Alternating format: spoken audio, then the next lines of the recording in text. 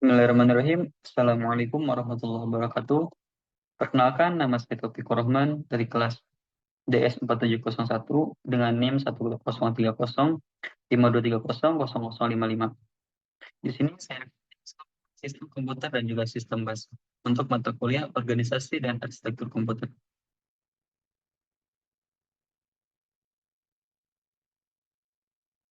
Oke, sebelum lanjut ke materi, kita harus mengenal terlebih dahulu beberapa perangkat yang ada dalam komputer.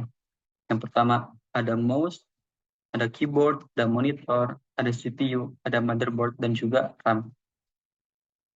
Dan masih ada juga yang lainnya, yaitu ada casing, ada power supply, ada motherboard, ada prosesor, ada optical disk drive, ada hard disk, ada video card, dan juga RAM. Oke, pada kesempatan kali ini, saya akan membahas 3 pokok bahasan. Yang pertama ada sistem komputer, yang kedua ada input dan output, yang ketiga ada sistem bus.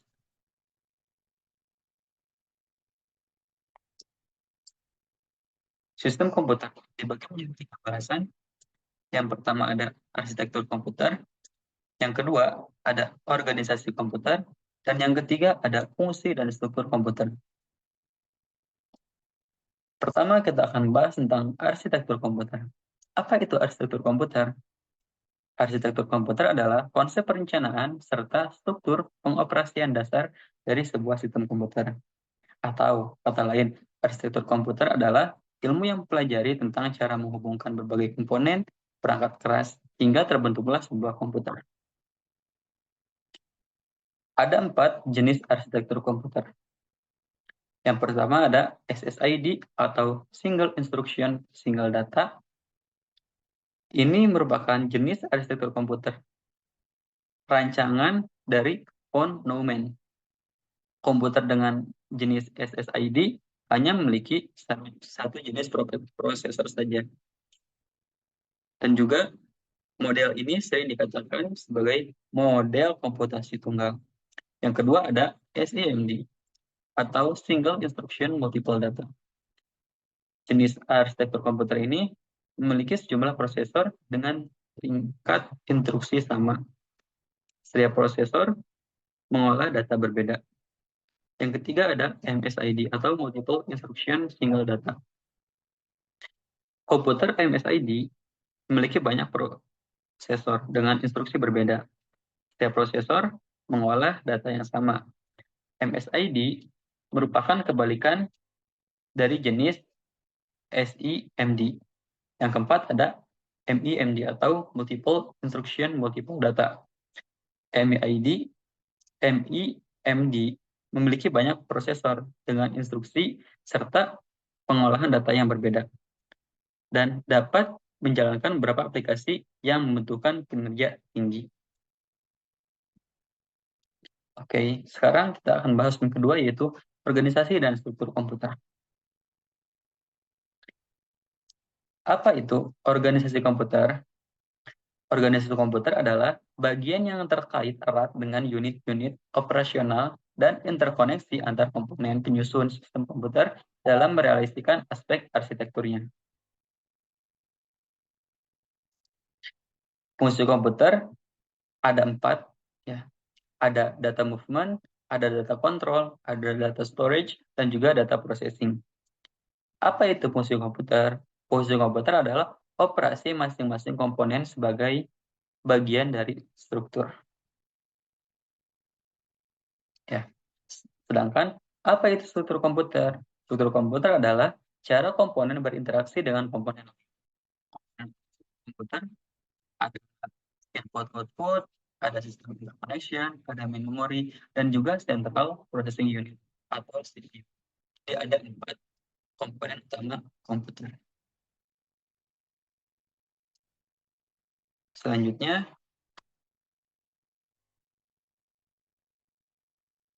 input dan output. Ini merupakan bahasan terakhir untuk sistem komputer. Ya, atau ini merupakan bahasan kedua yang akan kita bahas. Apa itu input dan apa itu output? Dan mengapa perlu modul input atau output? Ya, karena jenis peripheral atau device sangat bermacam-macam. Oleh karena itu, butuh modul input atau output. Dan juga kecepatan semua peripheral jauh lebih lambat dibanding CPU dan juga RAM. Dan apa fungsi utama modul input-output? Fungsinya adalah untuk menjembatani peripheral dengan CPU dan memori. Dan juga untuk menjembatani CPU dan memori dengan satu atau beberapa peripheral atau device.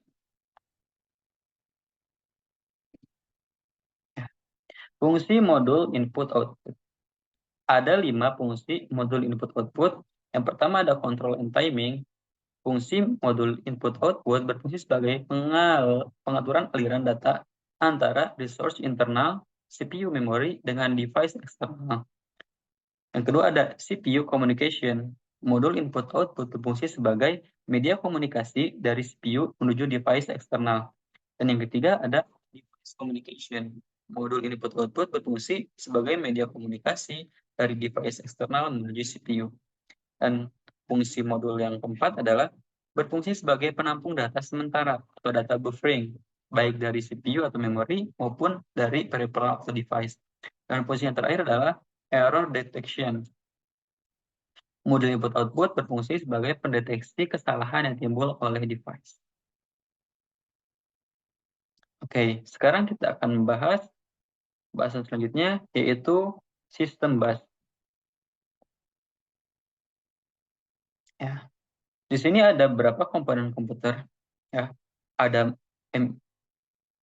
memory address register, ada memory buffer register, ada input-output, ada juga input-output buffer register, ada juga ER atau instruction register. Yang terakhir ada PC atau program counter. Ya. Sekarang komponen utama komputer kita akan bahas satu-satu, yaitu MAR atau Memory Address Register. Ya. Ini merupakan tempat untuk menampung alamat memori berikutnya yang akan dibaca atau ditulis. Ya. Yang kedua ada MBR. MBR adalah tempat untuk menampung data yang akan ditulis ke memori atau data yang akan dibaca dari memori. Yang ketiga ada input-output address register.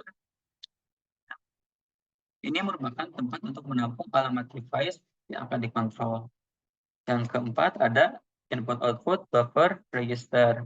Adalah digunakan untuk menampung data yang dipertukarkan antara device dengan CPU. Yang kelima ada instruction register. Ini ya, ini adalah untuk menyimpan instruksi yang baru saja diambil. Nah, yang terakhir ada PC atau program counter. Ini untuk menyimpan alamat instruksi berikutnya. Ya, ini ada 3, ini komponen utama komputer, ini main memory, dan ini input-output. Ya. Yang menghubungkan semua ini adalah sistem bus yang akan kita bahas kali ini. Ya. Jadi penghubung antara komponen utama komputer dan memori dan juga dengan input-output modul adalah sistem bus. Sekarang apa itu sistem bus? Adalah seorang komunikasi yang menghubungkan dua device atau lebih. Ya, tadi kan kita ketahui bahwa bus menghubungkan antara komputer dan juga main memory dan juga input output modul.